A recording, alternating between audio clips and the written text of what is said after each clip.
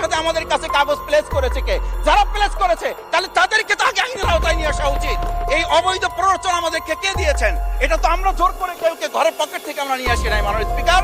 আমি তো বাউফল থেকে আমার এই মানে সংস্কারের শপথের জন্য আমি তো কাগজ বাউফল থেকে নিয়ে আসি নাই। 51% ফ্যামিলি কার্ডের পক্ষে ভোট দিয়েছে, আর আমাদের 70% তো জুলাই সনদের ভিত্তিতে রাষ্ট্র গঠনের পক্ষে ভোট দিয়েছে।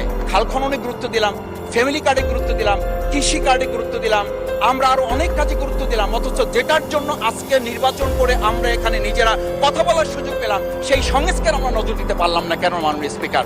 এই বক্তব্যের কারণে তার এমপিটা বাতিল হয়ে গেল, আর তিনি সংসদে যেতে পারবেন না, অর্থাৎ মাসুদ জামাতের এক এমপি। দর্শক, চাঞ্চল্যকর তথ্য, কি এমন বক্তব্য সংসদে দিয়েছে যার জন্য তাকে এমপি থেকে বাতিল করা হলো? দর্শক, প্রমাণ সহকারে কিছু তথ্য দেখবেন। যারা নতুন আছেন অবশ্যই এই চ্যানেলটি সাবস্ক্রাইব করে বেল আইকনটি অল করে দেবেন, তাহলে দেশের সকল আপডেট খবর, রাজনৈতিক খবরগুলো সবার আগে এক ভিডিওর মাধ্যমে আপনি কিন্তু প্রথমে দেখতে পারবেন। দর্শক দেখেন, সেখানে বলা হয়েছে যে শপথ পাঠ করেছিল যে কাগজটি যে ব্যক্তি পাঠ করেছিল তাকে আইনের আওতায় নিয়ে আসা হোক। সংসদে বসে এইরকমই গরম বক্তব্য দিয়েছে।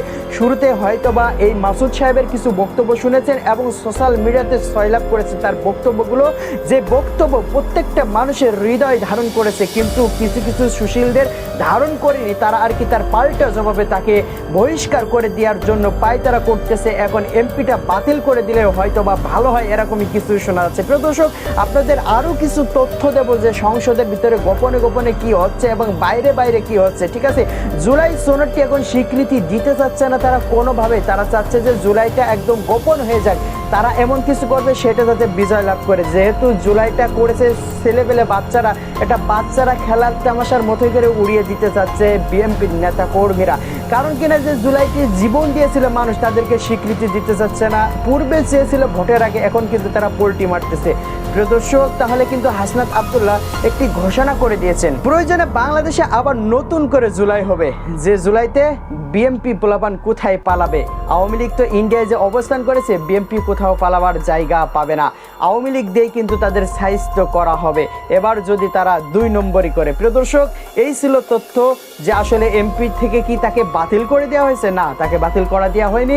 এইরকম চলতে থাকলে হয়তো বা বাতিলও করে দিতে পারে, কারণ ক্ষমতা তো এখন বিএনপির হাতে। কি বলেন দর্শক, আমার সাথে একমত আছেন কিনা একটু জানাবেন।